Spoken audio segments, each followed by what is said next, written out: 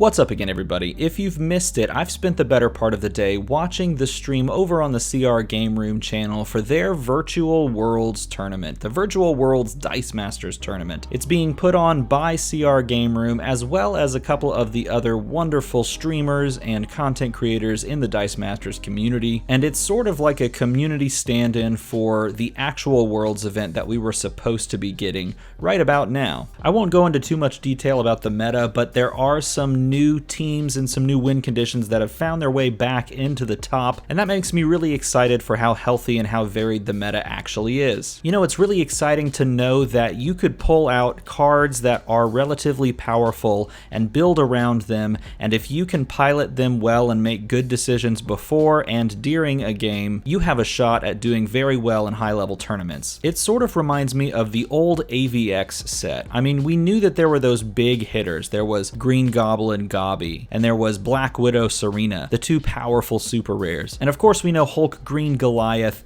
and Wolverine were both really powerful cards in their own right, and meta defining, and some would say meta warping. But even within that set, we had some other win conditions and really cool cards that honestly could cut it in high level competitive play. Cards that come to mind are like Colossus. The rare Colossus from that set was a 7-drop. He was an X-Men affiliated character, and he said while Colossus is active, at the end of your turn, each of your characters level 2 or higher deals 2 damage to your opponent. And this was a really cool win condition back in the day that actually had some like fringe play and made some splashes in tournaments. I think we even saw it a few years ago. These are the kind of cards and the kind of win conditions that really excite me, and why I'm so excited to see a meta very similar to that right now in Virtual Worlds. In the current meta that we have going in Modern right now, a card like this could actually stand a chance to be really solid. I mean, there's even some really interesting pieces that could go around this card. And I can't be the only person thinking this, right? Well, it's a good thing that I wasn't, because look at this, they reprinted the freaking card. So this is the Dark Phoenix version of the card, and it's not even just a straight reprint. This is a strict upgrade on the original.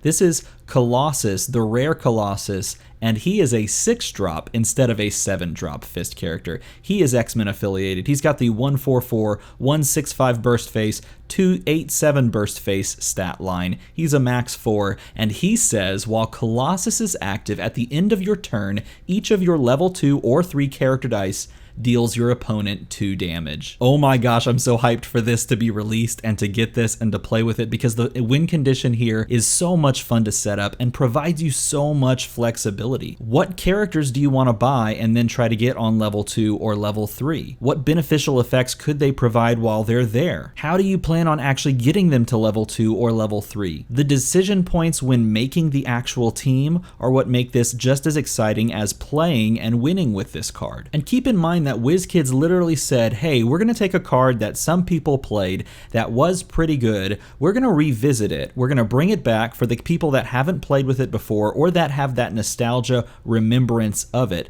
and then we're going to upgrade it. We're not just going to reprint it, slap a new picture on it, and ship it. We're going to straight up upgrade it and tweak it for the meta that we're in right now, where damage is higher and characters are easier to get, so this has to be more aggressive in the purchase cost department. 7 is old news.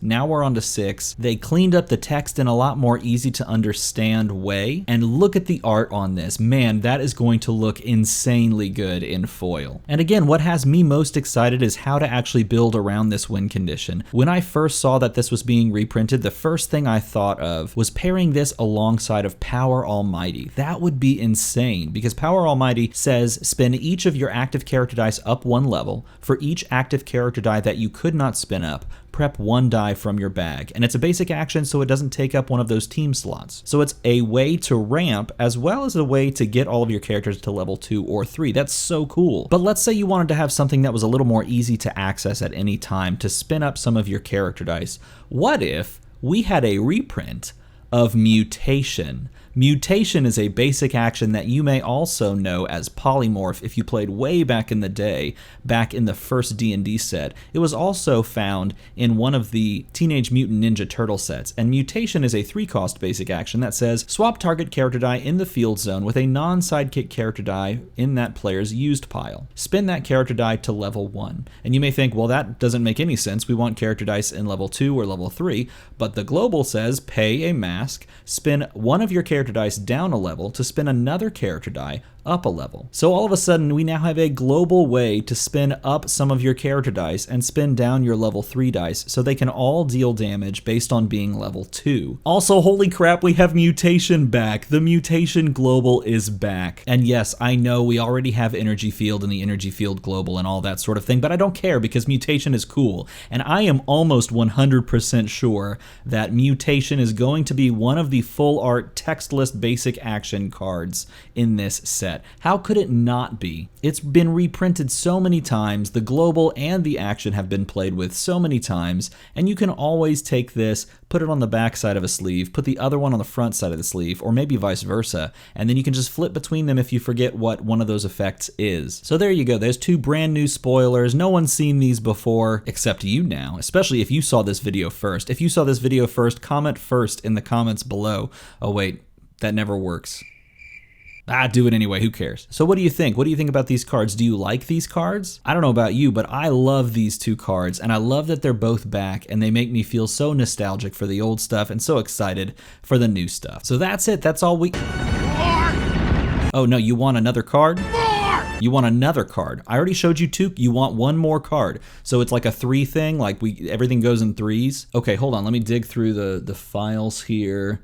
Not that one, not that one. Let's pick this one. Okay, we'll do this one. All right, check this out. Here's one more spoiler for the video. This is Cyclops defending the Phoenix, a 4-cost bolt character with the X-Men affiliation and a 142, 153, 164 stat line with a very familiar but not quite exact but something that's going to make you feel really happy inside like it does me, energize effect that says deal 1 damage to target character die and re-roll this die. Oh my goodness gracious, we have an energize effect just like the domino that can loop itself. Except for in the case of the domino, it was sort of like a pseudo win condition because you just roll it out there and keep dealing your opponent 1 damage, where in this case, you roll it out there and deal 1 damage to target character die. Also interesting to note about this card, if you roll this on Energize and you're the only person with characters, you have to target your own characters and start killing off your own things. That is so funny to me.